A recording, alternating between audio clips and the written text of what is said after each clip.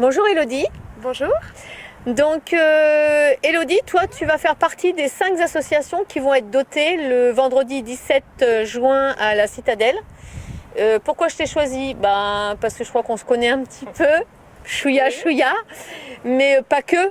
Je pense que Lilian, on l'a vu petit, on l'a vu grandir, on a vu son évolution et on a vu tout ce que tu as pu déployer pour que ton petit bonhomme il ait une vie, on va dire entre guillemets normale. C'est ça. Donc aujourd'hui, qu'est-ce que tu peux nous dire sur l'évolution de Lilian? Alors aujourd'hui, Lilian, il a bien évolué, hein, il marche, il commence à courir, il fait un peu de trottinette et un peu de vélo. Et surtout, depuis l'année dernière, il commence à parler. Donc ça, c'était la grande évolution. Je voudrais juste te couper. Est-ce qu'on n'avait pas dit un jour que ton fils ne marcherait pas et que ton fils ne parlerait pas? Oui, c'est bien ça. C'est ça. Donc là, on déjoue tous les pronostics médicaux. Après, on va voir dans l'évolution ce que ça donne. Mais oui, là, pour l'instant, on est pas mal. Ça avance bien. Ouais, je trouve quand même, hein. Ouais, c'est super. Donc après, dans l'évolution, ok, il est à l'école, il fait quoi là maintenant? Alors là, il est en IME depuis 2 ans et demi. Ça se passe très bien. Il y est encore pendant 2 ans. Donc là, on commence les recherches de l'IME qui prend les enfants à partir de 12 ans. D'accord, parce que là, Lilian, il a quel âge? Là, il va avoir 9 ans. Enfin, il va avoir 10 ans, pardon. Mais c'est pas grave, Elodie. Il va avoir 10 ans le 24 mai. En fait, quand il est né, c'était quoi ses problèmes? Alors quand il est né avec une fente labiopalatine, donc ça c'est une des malformations les plus courantes au monde. Je crois que c'est 1 cas sur 500. D'accord. Sauf qu'à 4 jours, il a fait un arrêt cardio-respiratoire lors de la prise de son biberon qui nous a emmenés à l'hôpital pendant 3 mois. Et en fait, au fur et à mesure des examens, ça nous a révélé de l'apnée du sommeil, entre autres. Un retard moteur, un retard mental, il y a un peu de problèmes cardiaques, tout ça. Et les généticiens, donc on a fait partie de la première vague à pouvoir bénéficier du génome en France. D'accord. Donc c'est des tests génétiques mais plus poussés que ce qui se faisait avant. Et ils ont pu diagnostiquer sa maladie. Donc c'est une délétion du gène PHF8. Donc ça on l'a su il y a 3 ans à peu près. Malheureusement, il n'y aura jamais de recherche génétique là-dessus puisqu'ils sont que 5 dans le monde et qu'il est seul en Europe. Donc on est en lien direct avec les généticiens parce que nous, on explique l'évolution de Lilian et eux, ils rentrent ça dans leur répertoire des maladies rares. Donc on est en lien dans ce sens-là. Mais voilà, il n'y a pas assez de cas pour faire de la recherche génétique. Ouais, il y a donc pas... on tâtonne tous les jours avec le plus, le moins et puis on essaye de voir comment ça évolue. Je suis en contact avec une maman en Australie.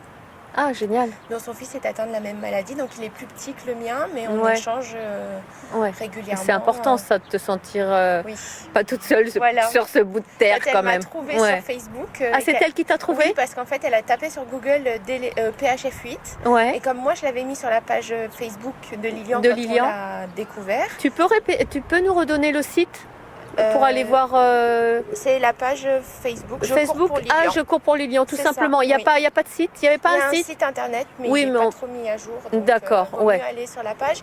Et là, depuis quelques temps, on est sur Instagram aussi. Donc c'est pareil, je cours pour Lilian. Ok, ça va. Et donc, comme elle a tapé PHF8 et que notre page est ressortie, elle s'est permis de m'envoyer un mail d'abord, puis après un Facebook. D'accord. Et voilà, on communique. Et comme ça, vous pouvez vous soutenir et puis voir l'évolution de chacune. C'est ça. Lui, son fils a 7 ans aujourd'hui. D'accord.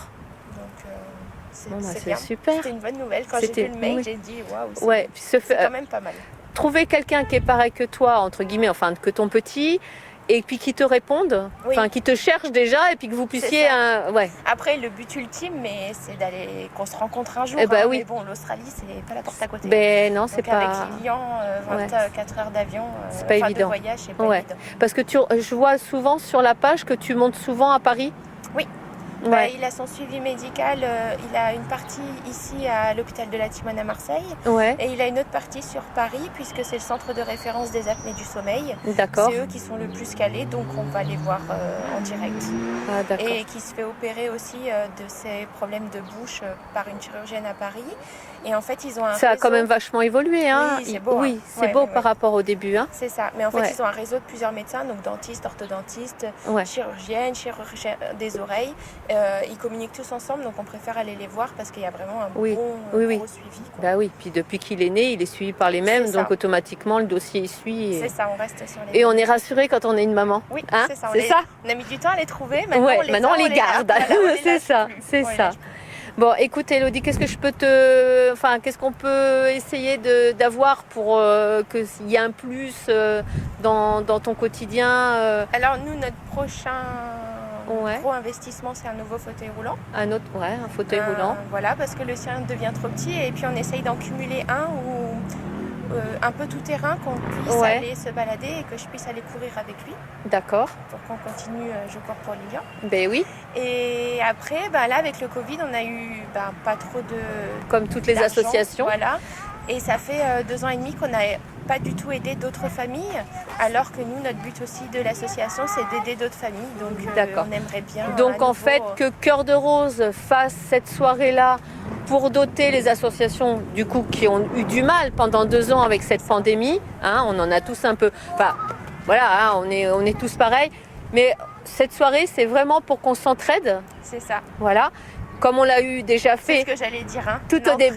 Oui, on la le sait, hein, première, solidarité, entraide et partage, c'est un notre peu, première- voilà, hein. Notre première grosse rentrée d'argent, c'était vous avec votre loto. Hein. Ouais, bah écoute, tu vois comme ça voilà. au moins On on continue est content l'histoire. et on continue l'histoire. C'est ça.